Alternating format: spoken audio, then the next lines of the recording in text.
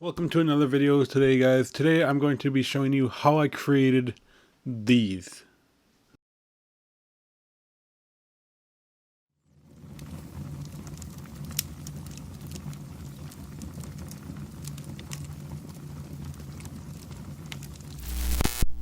Those were my Christmas posts for some of my social media accounts, Instagram stories, Twitter, and Snapchat stories.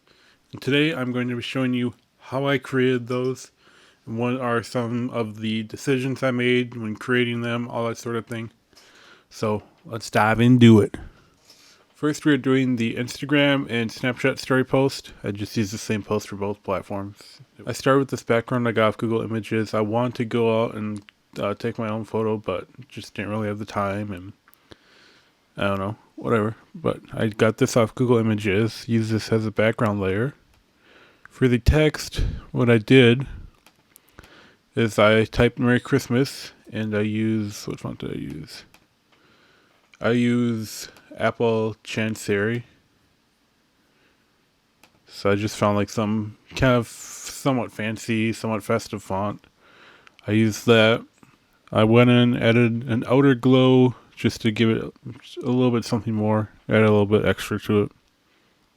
And I also made this a 3D layer. Added a gradient to the text, just a kind of Christmassy red, green kind of thing to it. I also want to add some glitter to it because, why not? It's a Christmas post. So I found like a glitter texture, threw that on. If you want a texture, gradient, even an image, whatever, just to be on text or on one layer and nothing else, the way you do this and the way I did it was by using a clipping mask. So you do is you have your text or your other layer, you have it, and then whatever things that you want to put on top of it or put on that layer, but only on that layer, you put it on the layer right above it, and then usually what you can do, you just right click and hit clipping mask, but I made it 3D, so I have to go up into the layers panel up here and then clipping mask. I already put a clipping mask on, so this would just like delete the clipping mask. So there, and then I'm just gonna Command Z that. So that's what a clipping mask does. So I created a clipping mask for that, and I also made the texture and the gradient both a 3D layer along with the text, just because why not.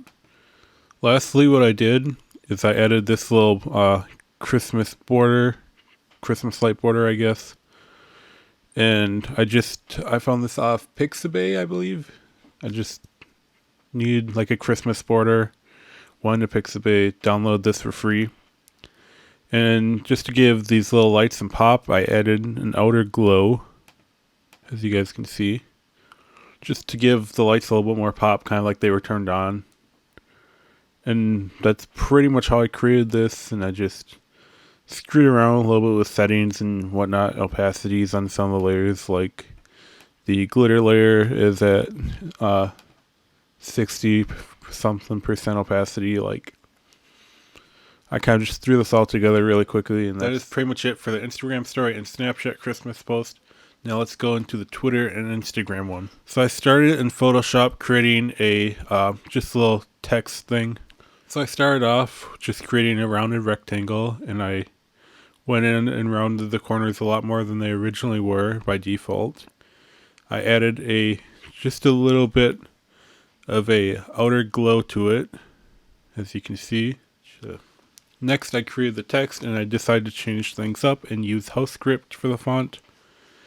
And I put both of these layers in a group, and I also added an outer glow to the text, just a little bit of one. After I got the text in the rounded rectangle in, I wanted to add a little bit more texture and some Christmas colors to them. So I used the same gradient pretty much with red and green for Christmas. And then I used a slightly different glitter texture. It was it's kind of more of a reddish color, and the other one was more of a silver whitish glitter. So it just adds a little bit more texture to it. And then I decided to make all these layers 3D. So if I hit V, I select a layer, it's all in 3D. So these are all Everything here is all generated in 3D now. After I finished everything, made this in the 3D, screwed around with settings a little bit more, I went into After Effects. My original plan was to have this kind of Merry Christmas text logo thing 3D mapped to a drone shot and have like a drone flying around my kind of near the top of my house and have this track to the roof of my house, but it just didn't really happen. My first thought after not doing the drone shot was to download kind of like a stock video of living room that was all decorated for Christmas and a fireplace that was going and all that sort of thing. So I did just that. I brought that into After Effects. I also brought the text layer, logo layer into After Effects. And then I added this little Christmassy border from Pixabay again. I just downloaded that for free off Pixabay. Recently I downloaded this little After Effects glitch template for After Effects. And so what you gotta do for it is it's basically just an After Effects project file with all the settings, presets, and stuff already in it. You just duplicate that After Effects project, and then you save it as your own project name or whatever. And then you open that and you import all your footage as normal, and then you drag it into your comp, or you drag it into the comp that they already have set up, and that's pretty much it. I decided to make everything slowly fade in using opacity keyframes. And then I slowly faded everything in. I just had everything going as normal. I slowly faded the scale of the logo text thing. Just have kind of had that slowly fading, slowly scaling up. I just had the video of the fireplace in the living room and all that playing. And kind of with this border around it, just kind of sitting there.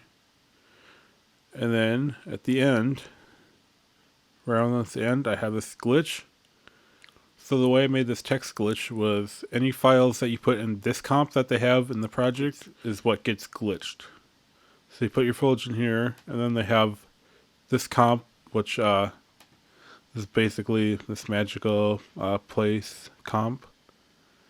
And then in all the effects, they have all the different kinds of effects and presets and stuff for making that glitch effect.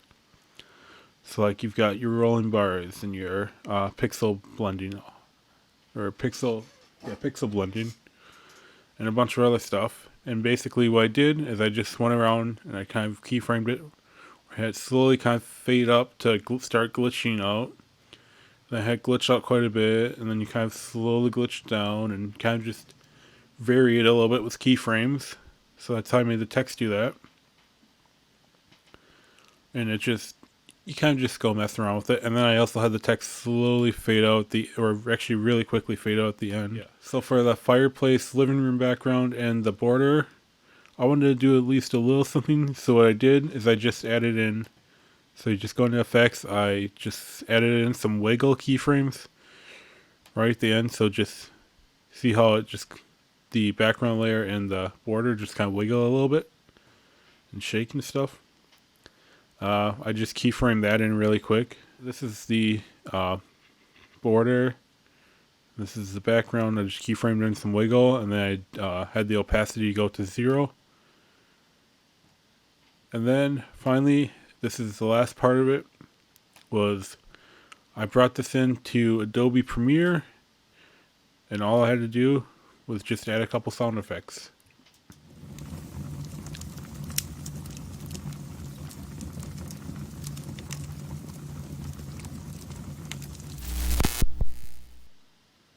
So basically that's it. I just downloaded some fireplace crackling sound effects. And then at the end I had a little glitch sound effect that I downloaded. I just added an exponential fades for each sound effect. So it fades in and fades out. And I just exported it like that.